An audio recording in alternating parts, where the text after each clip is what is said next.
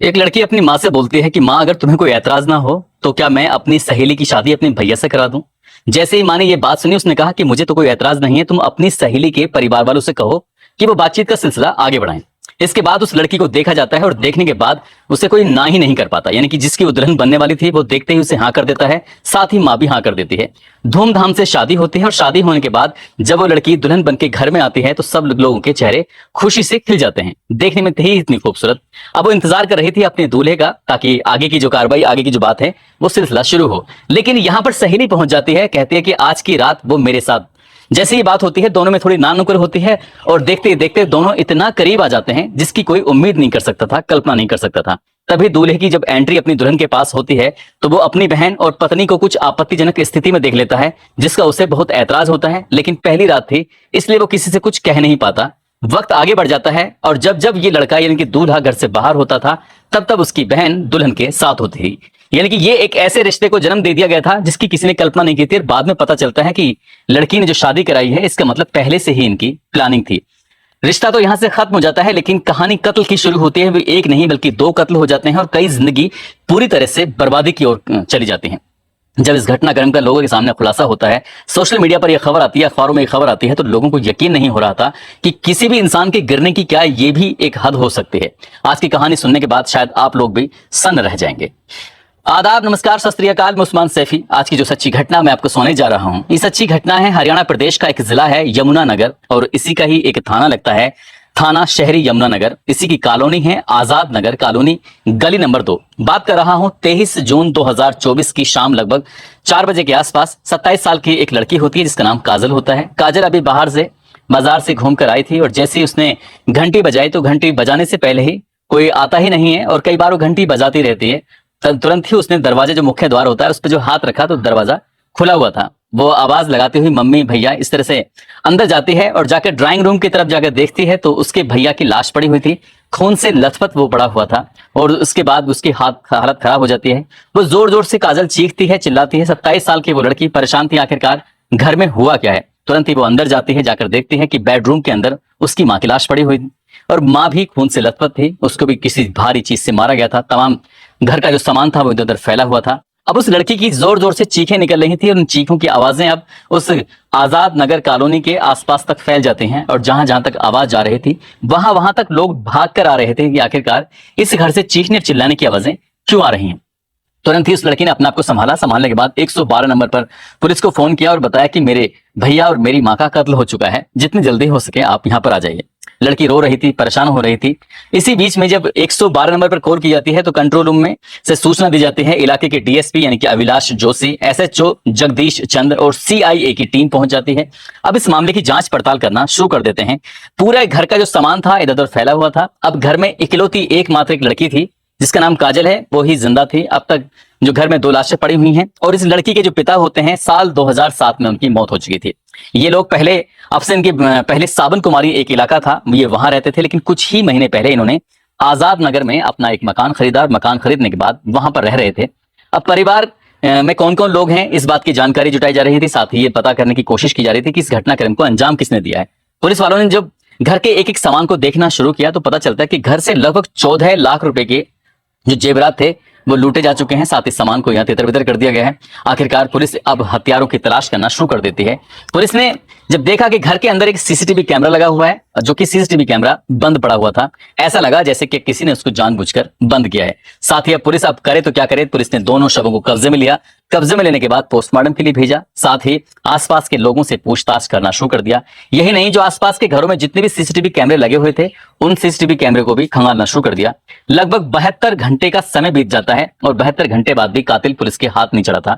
अब जो आसपास के लोग थे, रिश्तेदार थे, जो घर परिवार के लोग थे, सब ये जानना चाहते थे कि आखिरकार कातिल कौन है। अगर यहाँ लुटेरे भी आए थे तो कौन थे वो लुटेरे। जब सीसीटीवी कैमरे में खंगाला गया तो पता चला कि एक व्यक्ति नकाबपोश, जिसके चेहरे पर नकाब लगा हुआ है, वो 23 जून 2024 की सुबह लगभग 10 बजे के आसपास घर के अंदर आता है और कोई शोर शराबा नहीं, कोई हंगामा नहीं, आराम से वो घर के अंदर प्रवेश कर जाता है। उसके बाद जब 2-3 घंटे बीत जाते हैं तो इस घर से जो लड़की होती है काजल और वो जो कातिल होता है, वो दोनों साथ साथ ही निकले थे।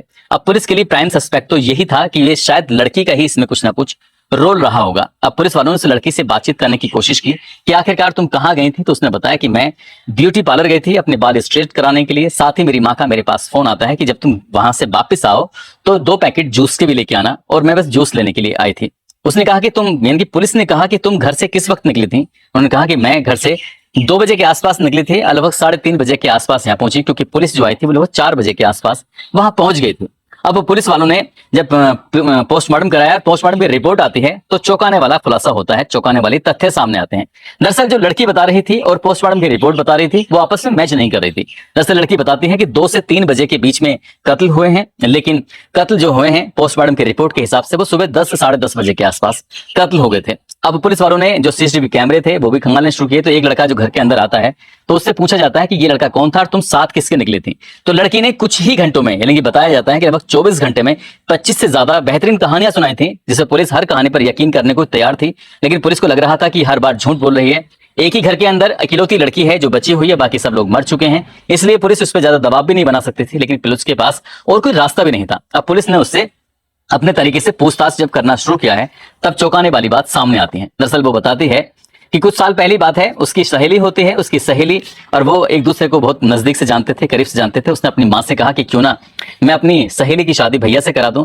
घर वालों की मर्जी हो जाती है, सब कुछ जो तय हुआ था उस हिसाब से शादी हो जाती है। सहेली घर में आती है, लेकिन उसके साथ सुहागरात मानने के लिए सहेली ही पहुंच जाती है, यानी कि जो अब तक उसकी सहेली थी अब वो उसकी भाभी बन चुकी है। और इस बात पर घर में किसी को पता भी नहीं था। लेकिन जब दूल्हे ने अपनी आंखों से कुछ ऐसा दृश्य देखा तो उसे बुरा लगा।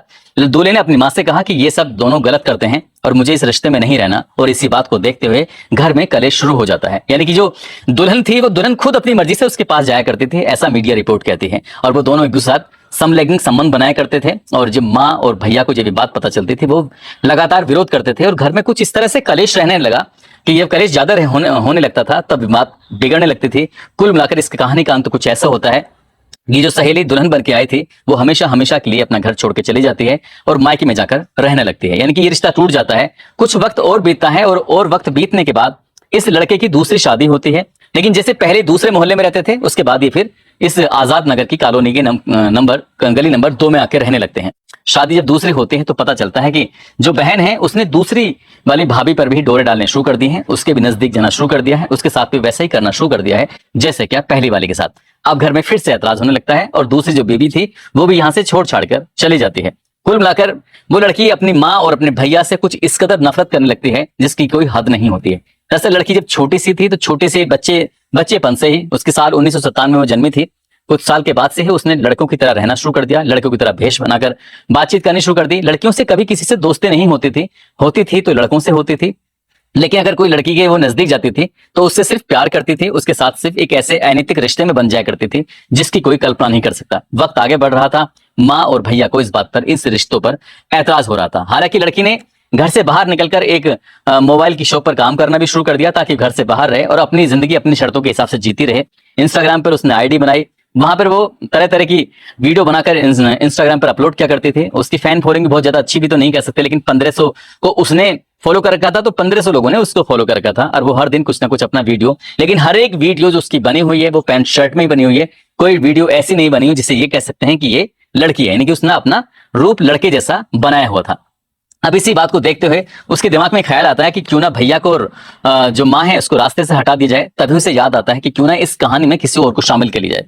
दरअसल कहानी में शामिल होते हैं उसके ननिहाल वाले, जो उसकी नानी होती है फूल कुमारी। फूल कुमारी ने अपनी बेटी मीना सैनी के नाम जमीन कर दी थी, यानी कि प्लॉट नाम कर दिया था और एक मकान नाम कर दिया था। और इसे करने की वजह थी क्योंकि नानी का अपने बेटों के प्रति, यानी कि जो काजल थी उसके मामाओं से नानी की बनती नहीं थी, इसलिए उन्होंने अपने बेटों को सबक सिखाने के लिए काजल की माँ के नाम वो घर और तुम्हारे की प्लॉट कर देते हैं। और ये बात इसकी जो मामा के लड़के थे उन्हें ऐतराज था। उनमें एक ईशांत होता है और एक क्रिश होता है। ईशांत और क्रिश से उस लोग बात नहीं करती, लेकिन ईशांत के पास जाती है। ईशांत से बैठकर एक ढाबे में मुलाकात करती है, कहती है कि किसी का कत्ल करना है। ईशांत कहता है किसका कत्ल करना है? वो कहता है कि तुम्हारी बुआ और तुम्हारे फुफेरे भाई का कत्ल करना है, इनकी, मेरी माँ का और मेरे भैया का।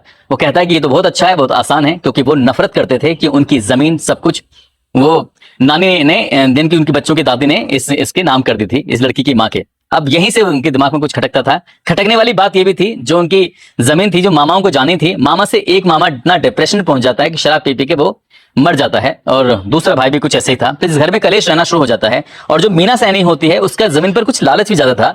वो चाहकर भी अपने भतीजों को और अपने भाइयों को हक देना ही नहीं चाहती थी। उसे लगता था कि माँ मेरे नाम कर गई तो सब कुछ ठीक है।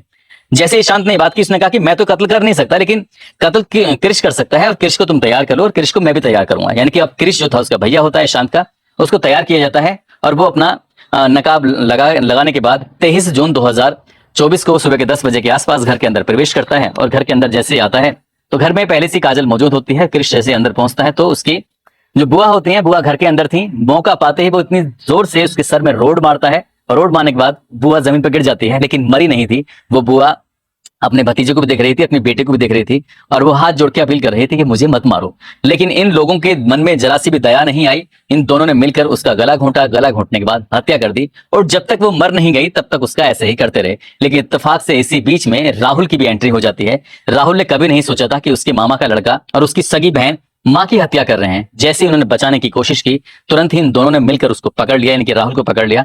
राहुल को पकड़ने के बाद उसके साथ भी वो वैसे ही करते हैं, उसका गला दबा रहे थे। इसी बीच में उसको भी भारी वस्तु से, यानी कि वो रोड वगैरह उसके सर में मारी गई थी। साथ ही उसने जो बहन होती है पैर पकड़ लेती है और जो मामा का लड़का होता है वो गला दबाकर हत्या कर देता है। इसके बाद घर के सारे सामान को इधर उधर फेंका जाता है।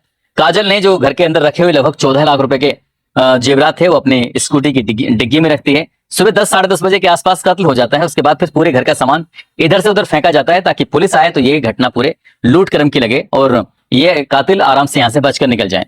कातिल को यानी कि कृष को ये लालच दिया गया था कि उसको जमीन भी मिल जाएगी, साथ ही 50,000 रुपए ऊपर से मिलेंगे अगर तुम भैया को और माँ को मरवाने में मेरी मदद करो। कृष चाहता भी था कि जिस दिन बुआ मर जाएगी तो जो उसकी दादी जमीन इसके नाम करके चलेगी वो हमारे पास वापस आ जाएगी। लेकिन ये भी कहा जाता है कि कातिल चाहे कितना ही शातिर क्यों ना हो, कातिल कत्ल करते हुए कोई ना कोई सबूत छोड़ जाता है। और सबूत था घर का सीसीटीवी कैमरा जो बंद किया गया था, और जब आखिरी बार बंद किया गया था उसमें बंद करने वाले का चेहरा रिकॉर्ड हो चुका था। साथ ही जो गलियों में कैमरे लगे हुए थे ये भी किसी ने कल्पना नहीं की थी कि जो गलियों में कैमरे लगे हुए हैं वो तो रिकॉर्ड जरूर करेंगे, क्योंकि घर के ही तो बंद कर सकते हो, अड़ोस पड़ोस का थोड़ी ना बंद कर सकते हो।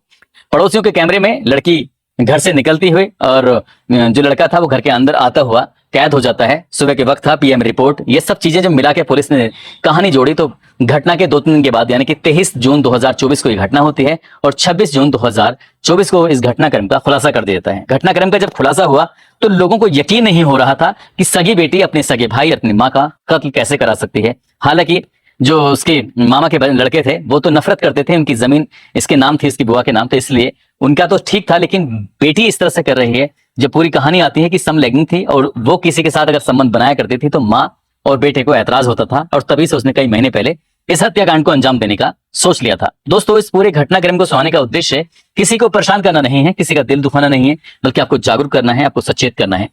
और जाते जाते आज मोहम्मद जुहेब हैं, सुल्तानपुर के रहने वाले हैं, डॉक्टर जान आलम हैं, कटनी के रहने वाले हैं, नम्रता प्रजापति हैं, हरिद्वार से हैं, गोविंद कुमार हैं, हरदोई से।